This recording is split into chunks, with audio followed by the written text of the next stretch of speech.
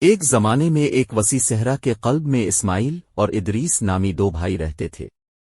وہ بنی اسرائیل کے نام سے مشہور کمیونٹی کا حصہ تھے جو حضرت یعقوب علیہ السلام کی اولاد تھے۔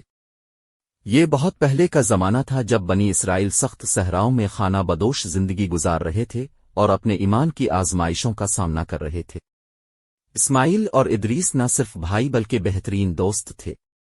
وہ اپنے پورے قبیلے میں اپنے گہرے بندھن اور ایک دوسرے کے ساتھ اٹل وفاداری کے لیے جانے جاتے تھے۔ وہ اپنی حکمت کے لیے بھی جانے جاتے تھے جو انہوں نے اپنے بزرگوں کی کہانیاں اور تعلیمات سن کر برسوں سے حاصل کی تھی۔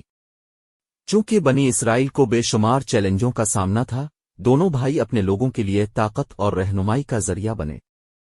اسماعیل ان دونوں میں بڑا تھا اور اس کی حکمت بھی صحرا کی طرح وسیع تھی۔ وہ بڑے صبر اور عزم کے آدمی تھے۔ دوسری طرف ادریس ہمدردی کا گہرا احساس اور گرم دل تھا۔ ایک ساتھ ان کی خوبیوں نے انہیں اپنے قبیلے میں ایک ناقابل تسخیر قوت بنا دیا۔ بنی اسرائیل کو اکثر ناقابل معافی صحرا میں مشکلات کا سامنا کرنا پڑا۔ انہیں جھلسا دینے والے دن اور ٹھنڈی راتوں کو برداشت کرنا پڑا۔ ان کے لیے بہت کم خوراک اور پانی تھا۔ ایک خاص طور پر سخت خشک سالی کے دوران کمیونٹی کے کنویں خشک ہو گئے اور لوگوں کے پاس پانی کا کوئی ذریعہ نہیں تھا۔ حالات سنگین ہوتے گئے اور قبیلے کو شدید بحران کا سامنا کرنا پڑا۔ اسماعیل اور ادریس نے اپنی قوم کے مصائب کو دیکھ کر اقدام کرنے کا فیصلہ کیا۔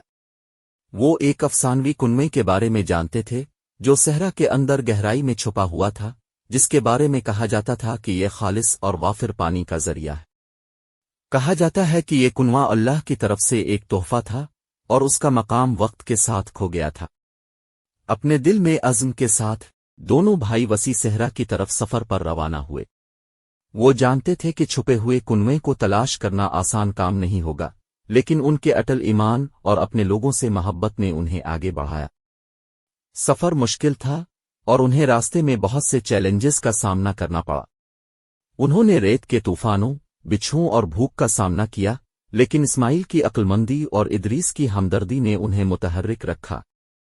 انہوں نے انت تک تلاش کی، اپنے ایمان اور اس یقین سے رہنمائی کی کہ وہ کنواں تلاش کر لیں گے۔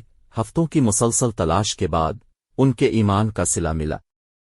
انہوں نے ایک چھپے ہوئے نخلستان سے ٹھوکر کھائی اور اس کے مرکز میں افسانوی کنواں بچھا جو کرسٹل صاف پانی سے چمک رہا تھا۔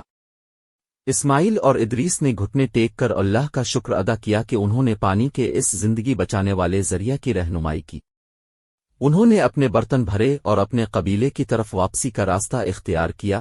چھپے ہوئے کنویں کا پانی پیاسے بنی اسرائیل کے لیے امید کا نذرانہ تھا۔ جب وہ واپس آئے تو بھائیوں نے اپنے سفر اور کنویں کی معجزانہ دریافت کا ذکر کیا۔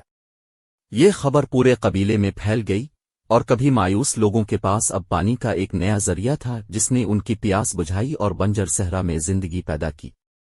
بھائیوں کے بہادرانہ کام پر کوئی توجہ نہیں دی گئی اور کمیونٹی نے ان کی طرف گہرے احترام اور تشکر کی نگاہ سے دیکھا۔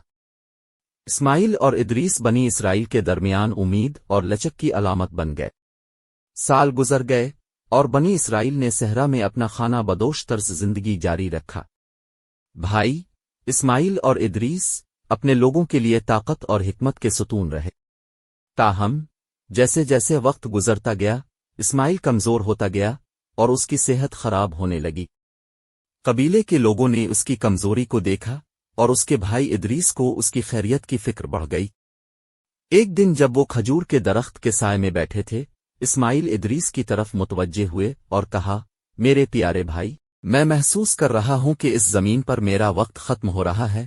میں نے پوری زندگی گزاری ہے اور میں ان مہم جوئیوں کے لیے شکر گزار ہوں جو ہم نے شیئر کیے ہیں اور جو ہم نے اپنے لوگوں کے لیے اچھا کیا ہے، لیکن اب مجھے اب سے کچھ وعدہ کرنے کی ضرورت ہے۔ کہ ادریس نے آنکھوں میں آنسو لیے اپنے بھائی کی طرف دیکھا اور پوچھا، کیا بات ہے پیارے اسماعیل، میں تمہارے لیے کچھ بھی کروں گا۔ اسماعیل نے مسکراتے ہوئے کہا، مجھ سے وعدہ کرو کہ تم ہمارے لوگوں کے لیے رہنمائی کی روشنی بنتے رہو گے جس طرح ہم ہمیشہ ساتھ رہے ہیں۔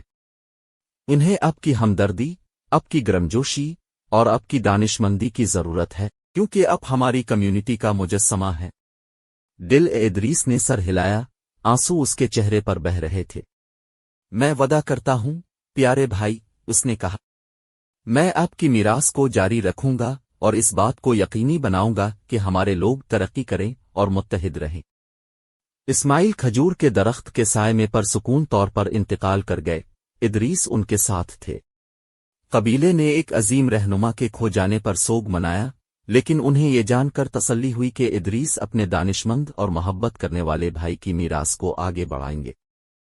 ادریس بنی اسرائیل کی ہمدردی اور حکمت کے ساتھ اسی طرح رہنمائی کرتے رہے جس طرح اسماعیل نے کیا تھا۔ ان کی رہنمائی میں کمیونٹی نے ترقی کی اور دونوں بھائیوں کی تعلیمات نسلوں کو متاثر کرتی رہیں۔ بنی اسرائیل کے دو بھائیوں اسماعیل اور ادریس کا قصہ ان کے لوگوں کے درمیان ایک افسانہ بن گیا، جو مصیبت کے وقت ایمان، محبت اور بے لوث کی اہمیت کی یاد دہانی کرتا ہے۔ ان کی میراث زندہ رہی، نہ صرف پانی کے اس سرچشمے میں جو انہوں نے دریافت کیا تھا، بلکہ بنی اسرائیل کے دلوں میں جو ہمیشہ کے لیے بھائی چارے کے بندھن اور اپنے قائدین کے پائیدار جذبے سے متحد تھے۔